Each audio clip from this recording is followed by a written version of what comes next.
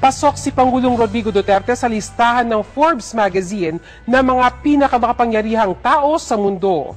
Pang-70 si Pangulong Duterte na ayon sa Forbes ay naihalal dahil sa kanyang pangakong paigtingin ang kampanya laban sa droga at iba pang krimen. Nabanggit din sa description ni Pangulong Duterte sa Forbes.com ang maanghang na pahayag niya, lagi raw laman ng mga headline. Halimbawa na lang ang pambabatikos ni Pangulong Duterte sa Amerika at kay outgoing US President Barack Obama. Ikinatuwa naman ng Malacanang ang pagkakalagay ni Pangulong Duterte sa Forbes list. Marami na raw nagawa ang Pangulo sa unang 6 na buwan niya sa pwesto. Nanguna sa Forbes list si Russian President Vladimir Putin.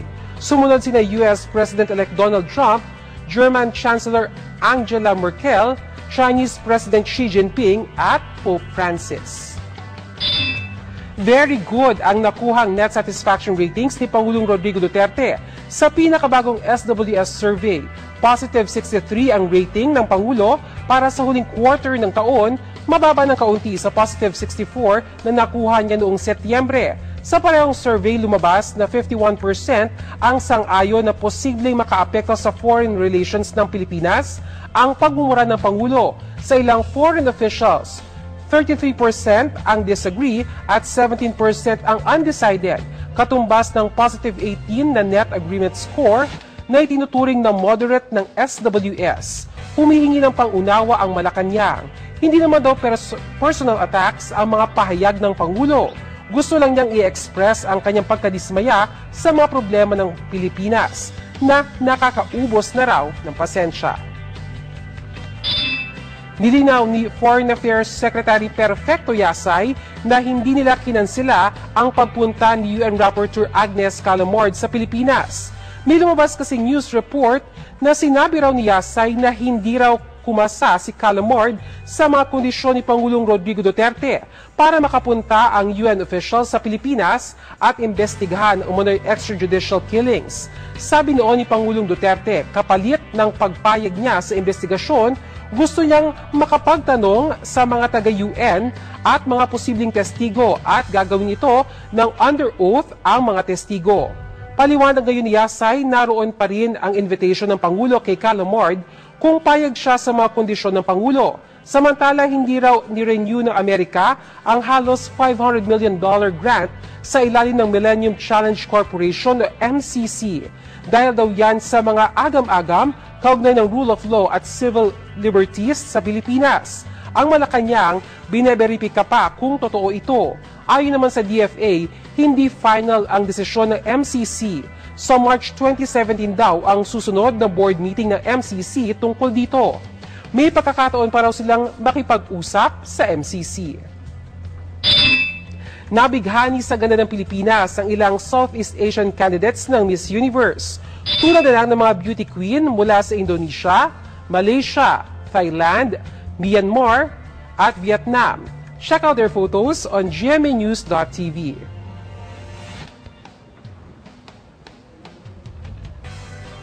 Speaking of Miss Universe, live na mapapanood sa Kapuso Network ang inaabangang Coronation Night ng 65th Miss Universe sa January 30. At nakapagplano na ba kayo ng inyong Christmas getaway? Bakit hindi nyo subukang magpunta sa beach gaya ng ilang Kapuso stars? Check out their photos on our website. Balikan natin ang latest SWS survey tungkol sa Pangulo. 51% ang naniniwalang posibleng makaapekto ang pagmumura ng Pangulo sa ating foreign relations. Kayo mga Kapuso, sang-ayon ba kayo rito? Feel free to comment below. So who are you? Well, estapador ka. So I want everybody there, pagka yung absent sa inyo ng I will not give you a warning, 1, 2, 3, First offense, second offense, kalukuhan yan. I'll ask you to resign. I will ask the civil service to act on it also immediately. Or the ombudsman for that matter. Kasi ako na, demanda ako ni Matubato. Pati kami lahat ng gago. Alam mo, Matubato, ang galit talaga sa iyo yung anak kong Vice Mayor. Huwag nang sana magalit yung buang. Kasi sabi niya, from kindergarten to high school, siya daw ang bantay ni yung Vice Mayor ngayon. sa Ateneo di Davao. Na hindi man yan nag-graduate ng Ateneo di Davao. Hindi man pag-aral ng Ateneo yan. Nalaman yan, PWC. Nag-graduate ka pala para sa eskwelahan ng mga babae. Galit na galit ko. The ombudsman is ready. Fine, investigate us. And if you think that something wrong, meet out the proper penalty. Pero ilahat mo, ma'am, kasi we are really in a bind. Nasa droga. You know, ayaw kong pumatay. I do not enjoy looking and seeing Filipinos that sprawled in blood. Gago ka kung ginusto mo yan para sa tao mo. Now, if this were only a problem of drugs, 10,000, 20,000, pwede pa akong, no, I can even be courteous to everybody and say, well, we'll just try to then rehab.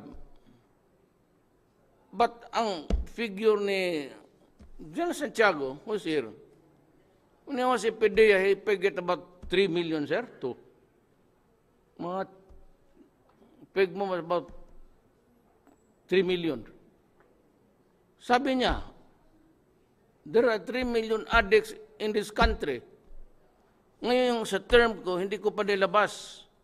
But I am already nearing, I will breach the million mark.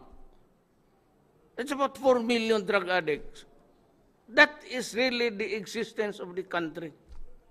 Sabi ko nga naman basta may diferensya lang konti, okay ako. Wag lang yung bayan. Because i-compromise mo ang bayan, patayan talaga tayo. And anything, madruga o ano, I will not allow my country to go to the dogs. Mahirap yan. Ako ang nandito ngayon. Tingnan mo naman noon. And even before I was campaigning, I was already mounting that if you are a general involved in drugs, you better resign because I will name you publicly. And I did not fail you. I really fired about 7 generals. Now, even before I took my load of office, there was already a lot of killings. What do you think was really happening? Who was doing the cleaning? We? They had the power. They were already cleansing their... to prevent, I called them about a month after. This is the strategy. So, a third of those really died in the encounter with the police. At aminin namin. And we give proof. So, bakit takutin natin nga? I said, go out and hunt for them. Arrest them if possible. But if they resist arrest and offers a violent resistance, kill them. So what's wrong with that? And in Davao, when I was mayor, I said, if you are a drug pusher, if you are a drug lord, go out of Davao because mamamatay kayo. So what's wrong with that? And we said, dito, when I was already president, if you destroy my country, I will simply kill you. And if you deprive us of our generation of our young dito sa Pilipinas, talagang hihiritan kita. What's wrong with that? Human rights? Blah, blah. Hayaan ko ba? I will answer for that. Wala. Basta sabi ko sa police pati military, do not do anything that is illegal. If you have to work well. At protektahan ko kayo. Na yung sa hulo, may insinuation ito yung asawa ni Samson. Pangalan niya. Basta yung asawa ni Samson. Yung gumanon sa poste. Oh, ay. Insinuation. Ako natuloy ang biggest drug protector na kanyang corona man yan. Huwag niya mo ibigay sa akin, gaga. Kalimaw talaga.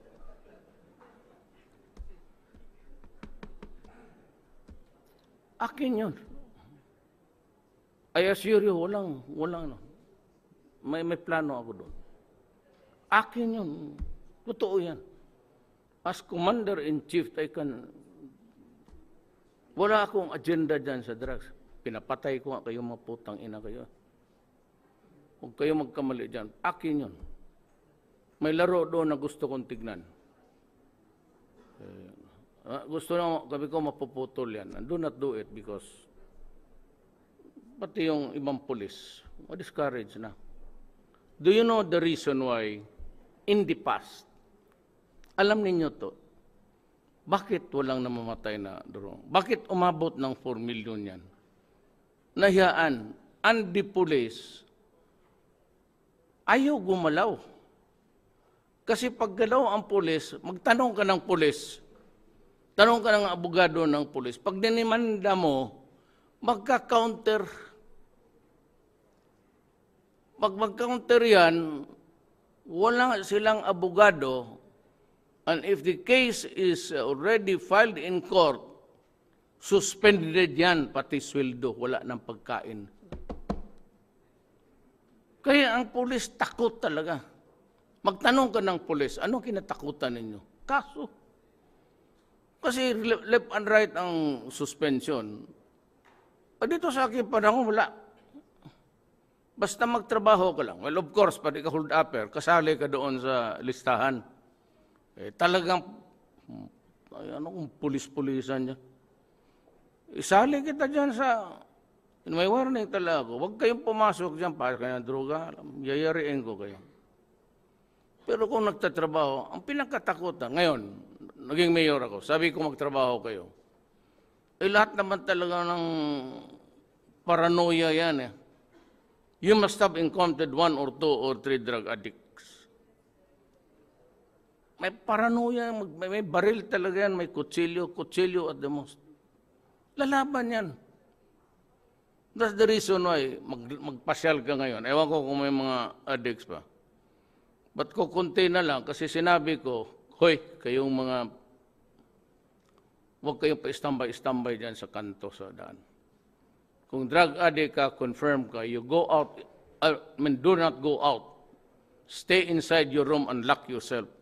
Yan ang payo ko sa pamilya. Pag makita ko yan sa labas, dadamputin ko yan. Tingnan ninyo. Nakikiusap ako noon na mga buwan. Ayaw ninyong maniwala. Ngayon, brasuhan. Sige. Ngayon, at least the Filipino has recovered his right to use the streets. Lighted or not lighted. He must be able to ride in a bus safely without a police there. Yan ang gusto nating lahat. At yan ang mangyayari. Believe me, you're better off just obeying the law. Hindi ako. Yung lahat namang lumalabas sa bunga ako, there is a basis for the law. Ibalik ninyo yan. Huwag kayong dyan sa kanto-kanto. Maghintay kayo kasi talagang magagawa ako ng rehab. Now, I am releasing 1 billion para sa, in the meantime that you're waiting for a rehab, you go to the health of mga district hospitals or district health. I gave it to Tigualo, yung sa DSSD. I'm comfortable with any amount. Sabi ko, binigay ko na kaagad sa kanya. Na bilhin mo yung mga bidisina ng mga drug addicts. May mga tranquilizer yan. Diyan na lang kayo sa bahay ninyo muna magparehab. Huwag kayong magwala dyan sa daan kasi babantayan ko talaga. Sabihin ko talaga sa police, if you cannot maintain law and order o yung sa assignment mo dyan, umalis ka. Lalagay kita doon sa hulo. Marami na akong nilagay sa hulo. Totoo. What about 4 of national officials? Nandoon na sa hulo ngayon. Ewan ko kung buhay pa ang mga animal. Korupsyon. Pati ang pulis. Sigurado ka, basila no? Do not. Gusto ninyo ng O kayo mga Pilipino, maniwala tayo sa batas, ha? Ayaw ninyo ng ganon eh. O di sipa pati. Mahirap kasi bayan ko to. Paski na ganito lang ako, galing lang akong Mindanao, para kaming mga ano doon, bayan ko pa rin to. Because my father is Cebuano. Although I have not lived in Cebu, not even for once. But this is my country and I love it. It's either we make it a country that really ours, and we all behave to give the Filipino a chance to live in peace. Or, away tayo. And I'm ready for it. I'm ready for impeachment. Go ahead. Wala akong ano dyan. Kung ousted ako, okay lang. But let it not be said na sa panahon ko, hindi ko ginawa ang trabaho ko. That's all there is to me. I will be impeached. I will be, ousted. Fine. But, sabihin ko, makaintindihan lang tayo. Sa panahon ko, ginawa ko talaga ang lahat magawa ko. To stop corruption, lalo na corruption. We are like planes or aeroplano tayo na running full speed sa runway towards nearing the end of the runway. And yet, there is no lift. Kasi because of corruption. We could have done better in the old days past. Mas makaano pa tayo, but kasi yung corruption. Ayaw ko talaga yung corruption. So, may mga kaibigan ako nandyan and I am beginning to, sorry na lang. Ngayon nabigyan ko dyan sa do not ever think that that is a license just because we won.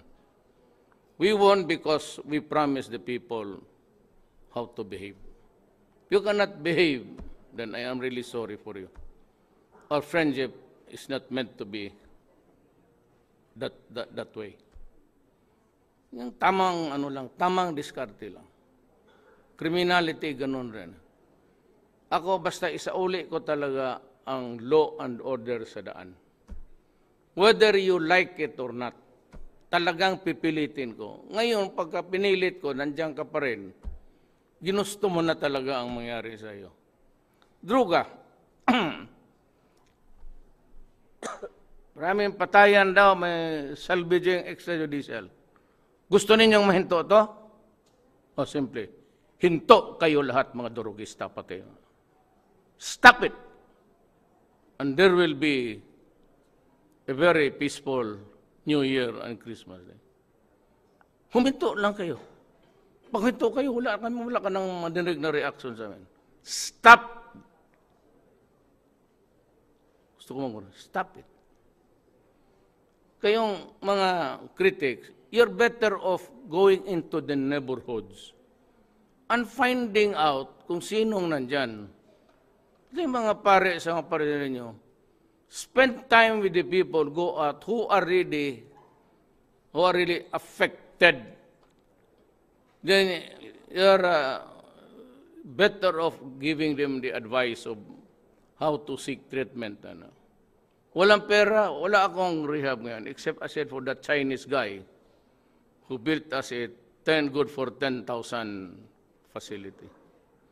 May God bless his soul. Talagang mabait. Wala ako niyan eh.